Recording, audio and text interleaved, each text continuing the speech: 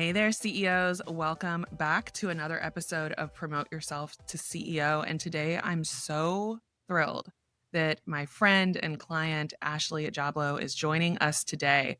Not only because she's just an awesome person, but I have had the opportunity to get to know Ashley over the last, I want to say, 4.5, maybe even 5 years coming up on. Um, when she first found me and came to me to work through her business.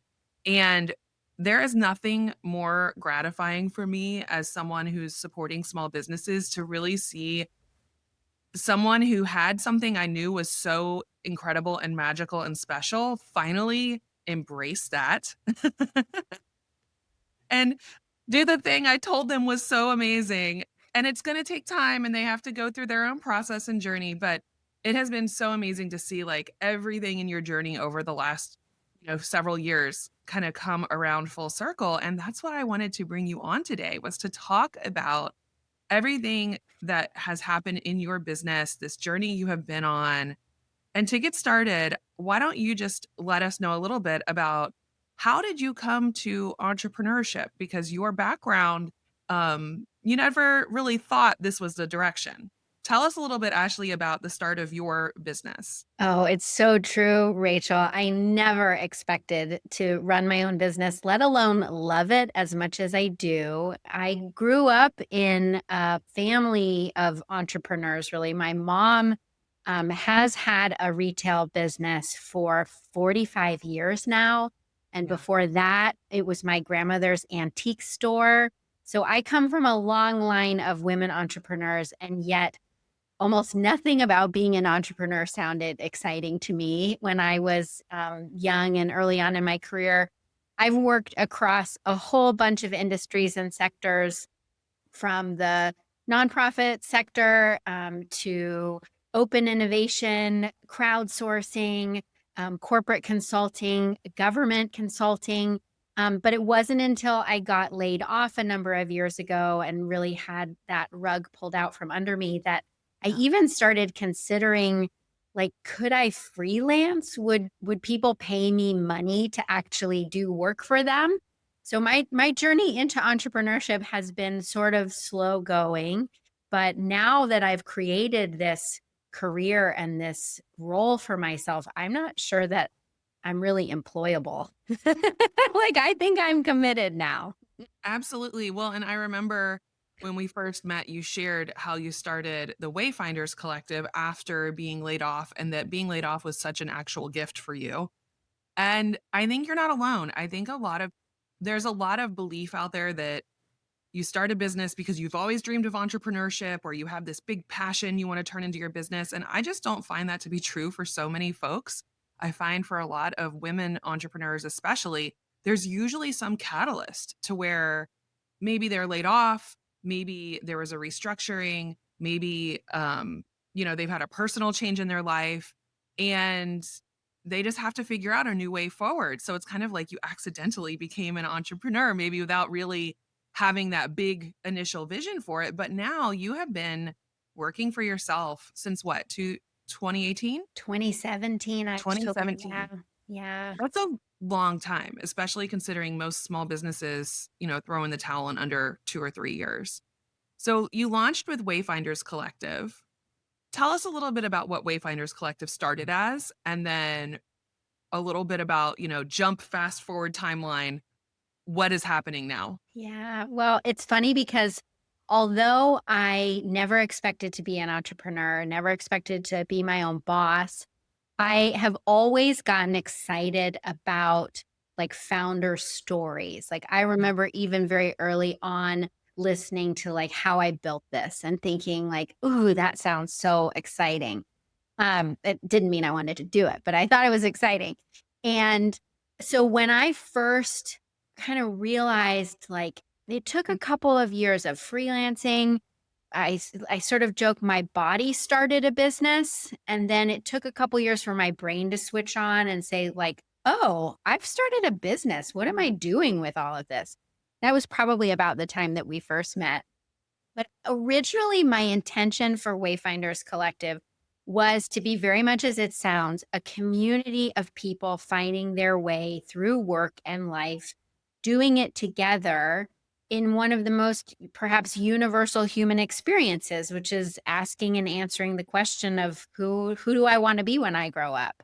What's funny is that that business, although I had the idea of it all those years ago, it really only has started to show up in maybe the last 6 to 12 months where I've kind of picked my head up and realized, oh, Wayfinders Collective is actually what I wanted it to be all those years ago. So it's taken a while to actually kind of edit and refine and grow. And now I really can say that this business, whether I'm coaching one on one with a client in career or life transition, or facilitating a life design or innovation workshop, sharing my journals, speaking on stages, it's really exactly what I hoped it would be, Mhm. just taken a handful of years to get there. And that again is, I think, the journey of entrepreneurship. I think sometimes we have this preconceived notion of what it's gonna look like, of what it's gonna feel like, and so we just keep putting one foot in front of the other, and then at some point it's like, "Oh yeah, I actually did that. I actually built the thing I set out to build," and that's what's so funny about it because I think a lot of people have this belief that it's just going to be a lot cleaner of a journey than it is, and you and I both know it is not a clean and clear cut journey. There's so many ups and downs in it. And one of the things that when we first connected and started working together that you shared with me that made me really know you weren't just another coach was when you shared with me a bunch of watercolors that you had started doing during the pandemic. So can you tell us a little bit about that 100 days project and what that has turned into? Yeah, well, I have to say, that expression, careful what you wish for, like it Mhm. has taken a while to get to this point. And also, like, wow, I could have never expected where I'd be at this moment. So yeah, so back in 2020, Mhm. right before the pandemic, I was making most of my revenue in my business through in-person facilitation. So traveling to client sites and teaching or training. And as you can imagine, in one fell swoop in March of 2020, my entire business basically got wiped out.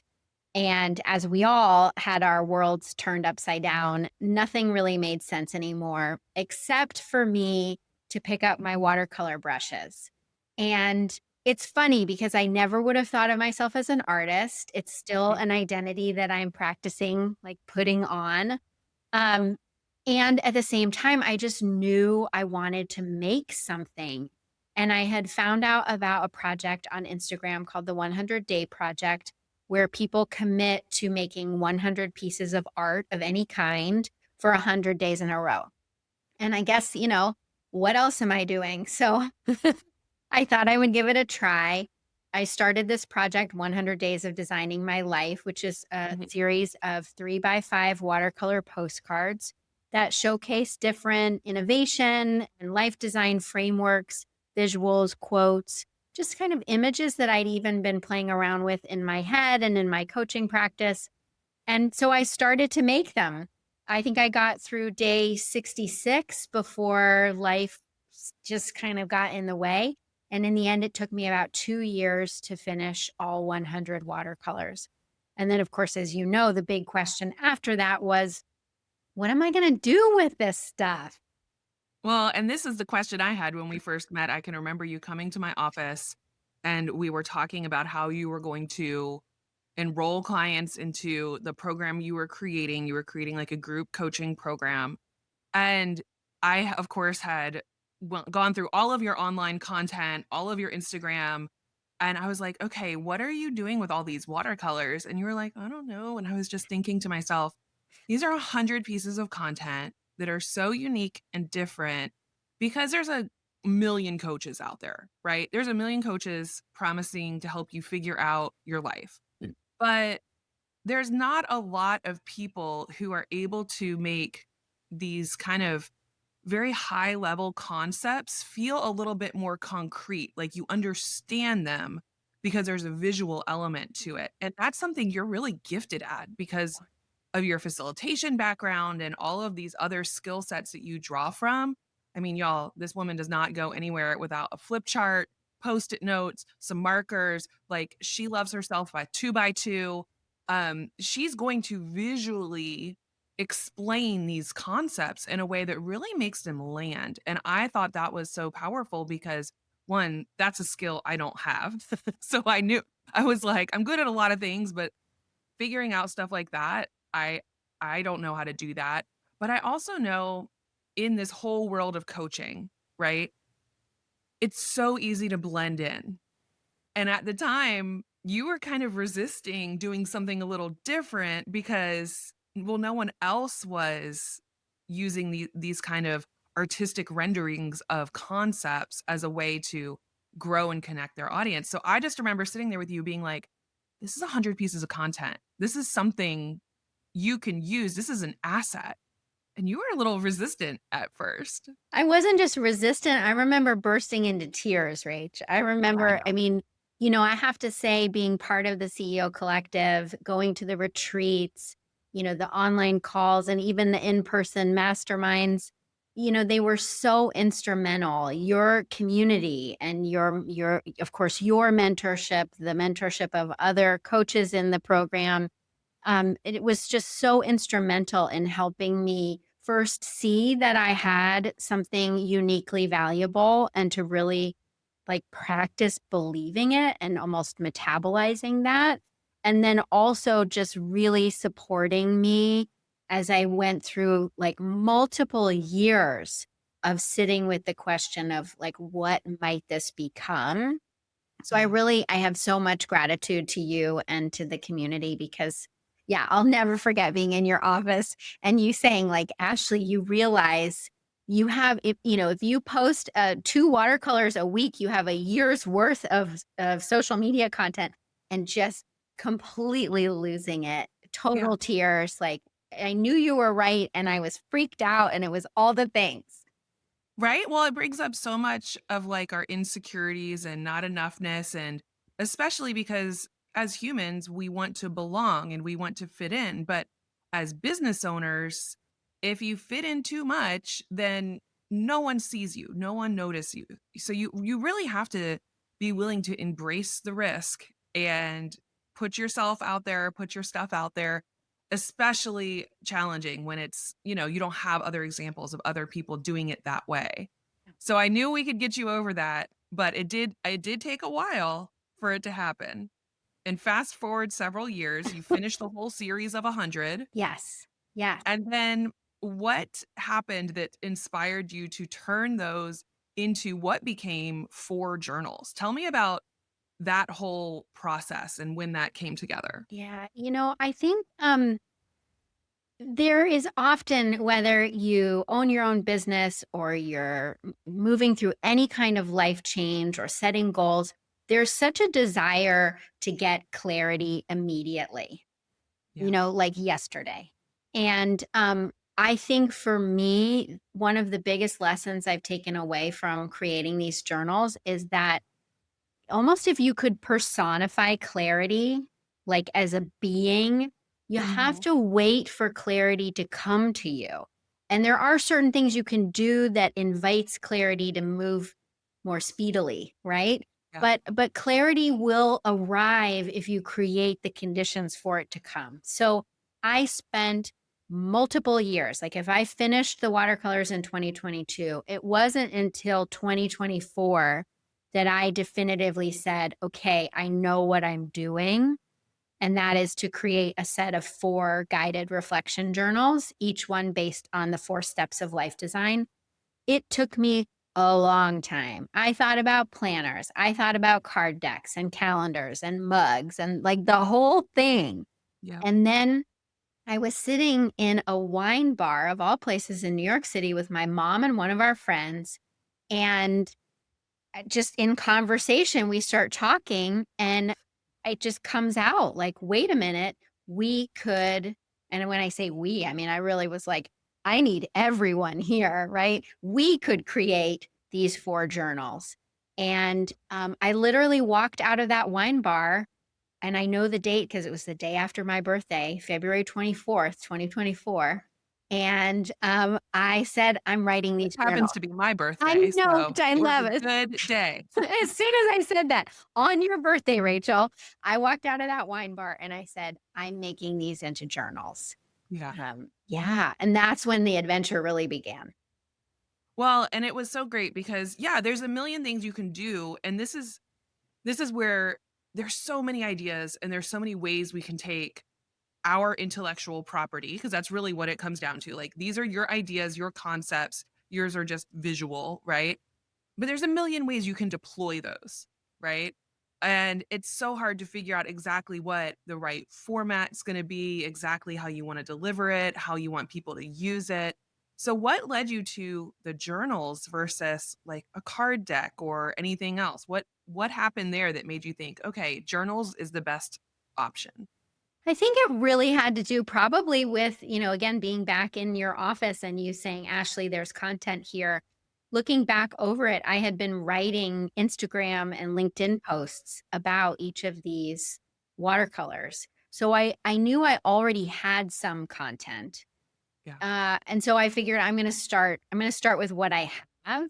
I have since experimented with greeting cards and prints and t-shirts and all sorts of things, but the real foundation was, what do I already have that I could work with?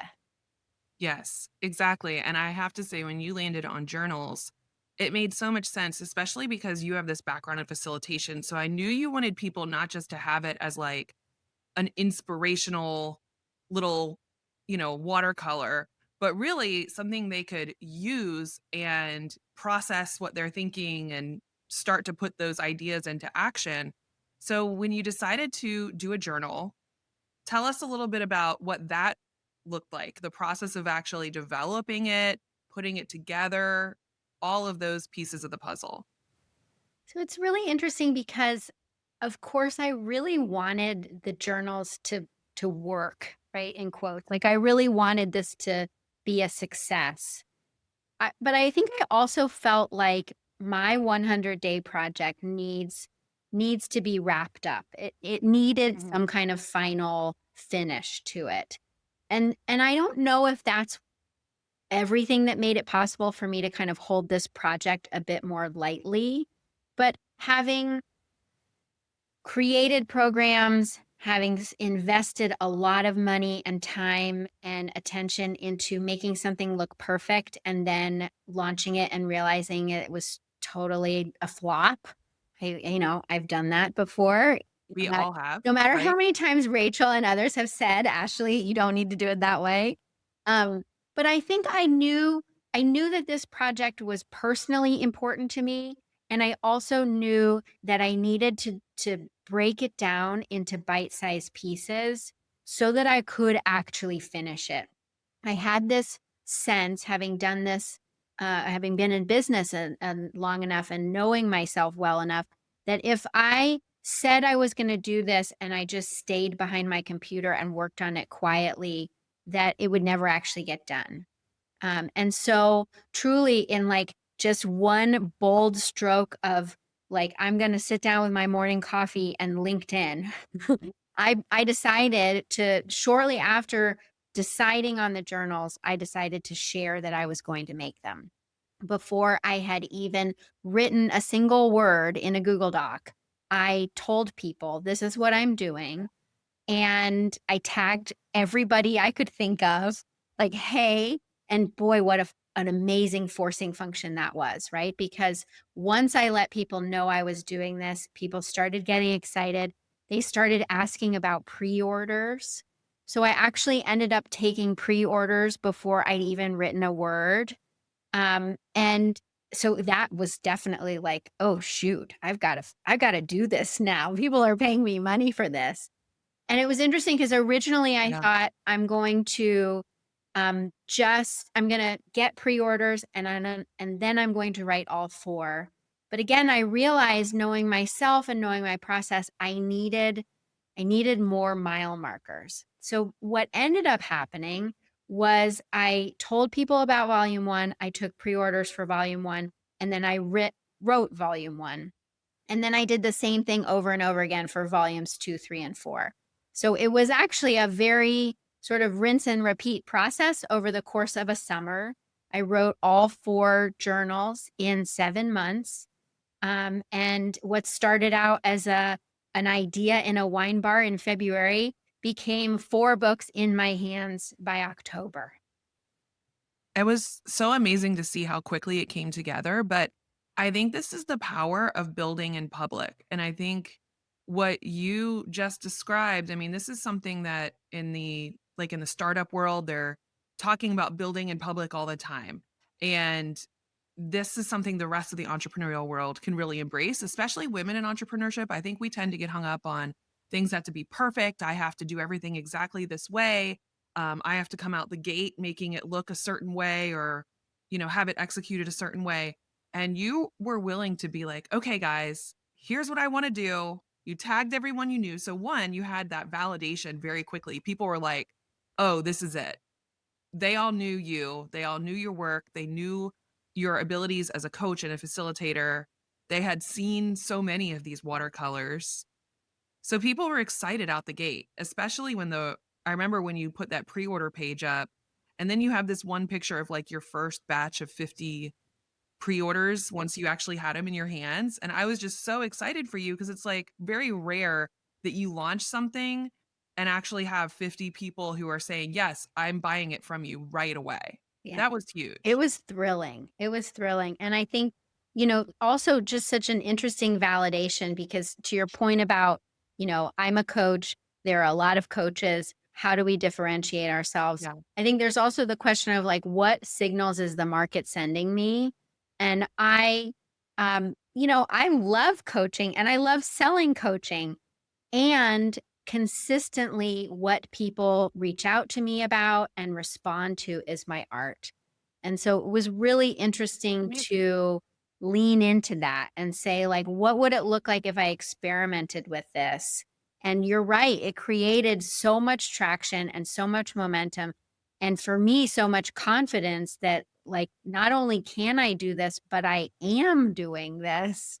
And Yeah. I mean, there's nothing better than making something and putting it out into the world and seeing people respond so positively to it. It just was so gratifying.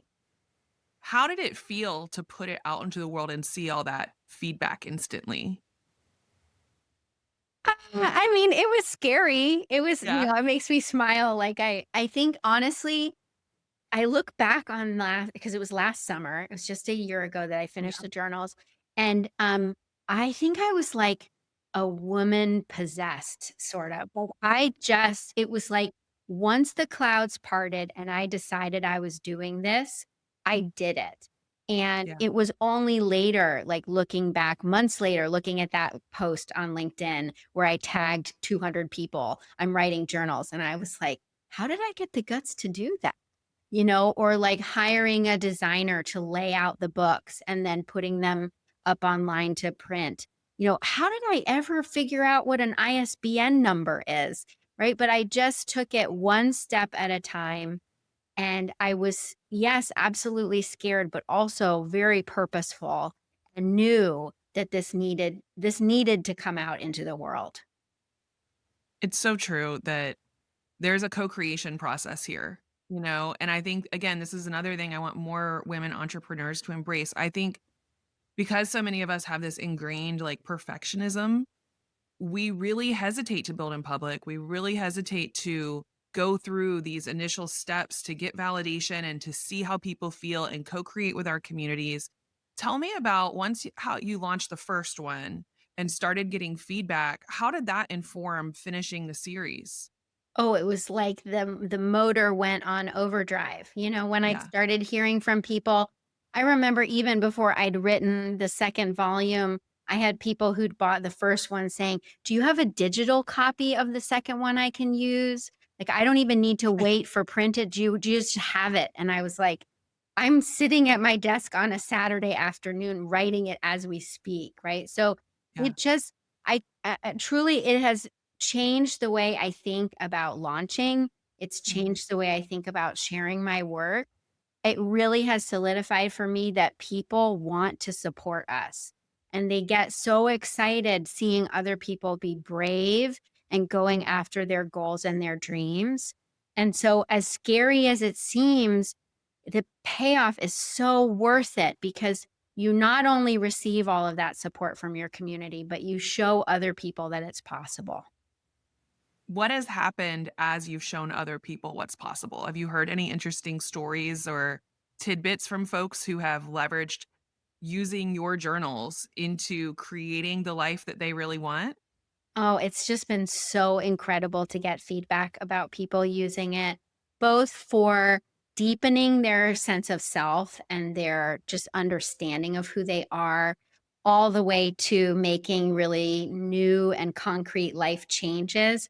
I've heard about people using the questions with their partner over the dinner table or with their teen who's graduating from high school, because each journal includes some narrative along with the piece of art, as well as multiple reflection questions. So I like to say, I'm not giving out gold stars. There's not one right way to use it, but to know that people are opening it up, seeing what gets sparked, and using that as a way to further their own inquiry about themselves and where they're going in their lives.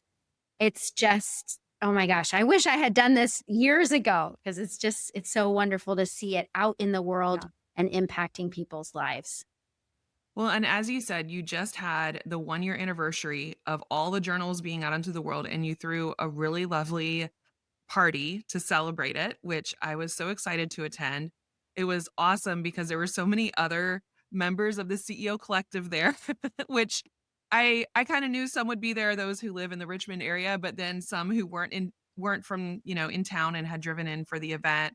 Saw your mom, got to see your husband, just like you have really put an amazing community around you. What has the impact of having this type of support system been for your business over the last few years? I mean, I wish I could quantify it, but it's really unquantifiable. I Yeah. especially at this party a couple weeks ago, I felt, first of all, to throw yourself a party. If you haven't thrown yourself a party that's not related to your birthday, that's not because you're pregnant or you're retiring or whatever, but a party truly to celebrate your success, that was Yeah. probably the scariest part about this whole thing. And it was so incredibly worth it. And in large part because I just felt so supported by so many people. And that support is what enables me to also be brave. So the party wasn't just to celebrate the first birthday of the journals, but it was also to announce a new project that I've recently launched into the world as well. And Mhm. to be able to be in that room and essentially make like an in-person ask, very much like I did on LinkedIn last year, but to be able to say to those people, this is something new that I'm building out in the open yet again. And I not only need your support, but I want it because I believe that what this is going to become is still kind of unwritten. And I really invite everyone's contribution to help shape what it becomes. It was so amazing and just wonderful to be there and to celebrate you, to celebrate this huge milestone, what's coming next. And it just feels like this is the very beginning. Like, yes, you've been in business for almost 10 years now, but it almost feels like this is launching you on a new path and a new direction, um, with a really like, a lot of excitement and a lot of energy behind it that is different. It's very different from, I think, when you and I first connected and it was like, COVID shut down my business. I started a business because I was laid off. Now it's like, I'm birthing this body of work. And it's very intentional and very purposeful and very, like, aligned with who you are and how you show up in the world. So I'm just so excited and so proud of how much has come together for you with all of these incredible journals, which, by the way, where can people come take a peek and get one if they want to access one of these journals? Absolutely. Yeah. So, my latest creative project is called Life Design School, which is really a creative studio for anyone navigating transition or designing their next career or business or even life chapter. So, all of my journals are available on lifedesignschool.co/shop. And I'm sure we can put the link somewhere, Yeah, Rach, but we will absolutely put the link. absolutely, I would love it if people wanted to check out the journals. It's a great place to get started and get a taste of how my brain thinks about things, I suppose. Well, and I'll put my own testimonial in there because when you launched them, of course, I was on the pre-order list, and my husband and I both did them, and my husband journals all the time. He's a big pen to paper guy. I tend to be a verbal processor more than a writer, so I would talk with him about the questions, but he would spend every morning going through it.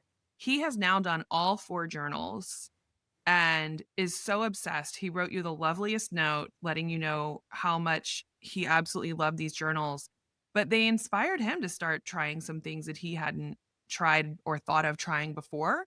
And I think it's pretty common for people who are really creative to get kind of caught up in the, well, what's the simplest, easiest way for me to try this on and see if this works? And they really sparked something for him to try out a lot of new things that he'd been kind of curious about. So I highly recommend these journals for anyone. I think they're wonderful. Oh, that makes me so happy. I just got the nicest email from your husband and it still makes me smile thinking about the impact that the journals, even if it's been a little bit of a nudge, it makes me so Yeah, happy to hear. I love that. Well, as a longtime member of the CEO Collective, I mean, you've been with us really for the last few years. You've attended probably over a dozen CEO retreats, if not more. If you scroll through any of my photographs on my site where we've taken pictures at CEO retreats, Ashley is easy to find with the curly hair. But how has the CEO Collective, shown up in this whole journey for you? Like, what role has it played for you in supporting you on this journey? Yeah. Well, I've already spoken to the community, which is just lovely. I mean, these are some of the biggest heart-centered entrepreneurs I've ever gotten to know, and so, it's not just, relationships, business owner to business owner, but really friends, to your point. I had friends in the room at this party, and they are Yeah. friendships that we've made through the CEO Collective. I think there's also, the the credibility and legitimacy that I have received being part of the CEO Collective. I remember the first time, it took me even a little while, being part of the collective, getting comfortable with the idea of being a CEO. Mhm.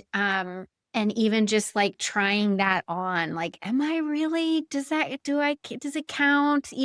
I think being part of your world, Rach, and learning the operating system, learning the planning approach, every quarter, it has just really helped solidify that I'm not making this up, that, like, there's real substance here. I'm not playing pretend. And I think for a lot of I mean, certainly for myself, but a lot of other women business owners I know, there is this imposter syndrome. There's this sense that someone's gonna find me out that I'm not actually doing this for real. And so being part of the CEO Collective really helped me have a structure to support me and feel like, "No, I really am doing this." And I put that in practice, and that helped my business, but over time, I can see as well how that's really grown my confidence. That is so incredible to hear because it's funny, you always think what you're offering is it turns out it's always a little different than what you personally think it is, and that these are the types of things I hear from my clients is what they get is the confidence, what they get is the sense of community and having people who have their back. What I think I'm bringing is systems and structure, and that's part of it, but it's so much more than that, and it's just amazing. It literally is the best feeling when I get to be out in the world and see my clients coming together on their own, connecting together, building those friendships because, we live in a day and time where there's so much going on. It can feel so isolating to be doing the type of work that we do. But when we have that community, when we have that circle behind us, we're so incredibly powerful and we really can create our own economies. We don't have to be at the whim of like whatever's going on out there in the world. We have more control and we have more power than we think we do. But it really hinges on us coming together and bringing that collective together. So I'm thrilled that you've been a part of it for so long. I'm thrilled that we're friends, thrilled that I got you to move to Richmond so we could spend time together.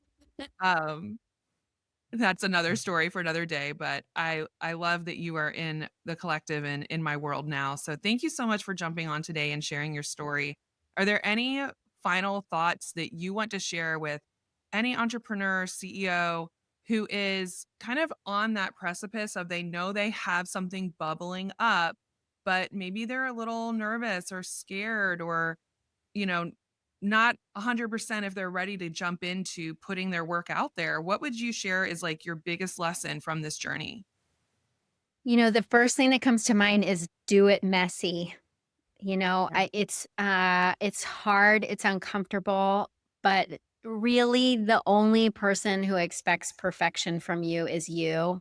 And if you can let that go, what I've found is not only does that create momentum for you because you're actually moving forward, but you really do inspire other people and people genuinely want to cheer you on. So even if it's a Absolutely. mistake, even if you realize you know what? I started down this path and now I need to make a course correction. People will support you and you won't know that you need to make a course correction unless you get started. So do it messy. I love that. So that is a perfect way to end this conversation. Thank you so much for joining me. And thank you everyone who listened along to this conversation. Make sure that if you have any ahas or insights, you head over to Instagram. I will link all of our Instagrams up so you can let us know any thoughts or insights or feedback. You can check out Ashley on Instagram and on LinkedIn, where I know she shares from these watercolors we've been talking about and other amazing content around designing your life very intentionally. And of course, check out everything she's doing over with Life Design School, which is such an exciting new, I love how you said it, creative studio for designing your life. I think that's going to be such an incredible new chapter for you. Thank you, Rach. This is such a joy. Anytime I get to spend time with you, I'm a happy camper. So I really appreciate Same. you. And Same friend. And I look forward to seeing you again soon.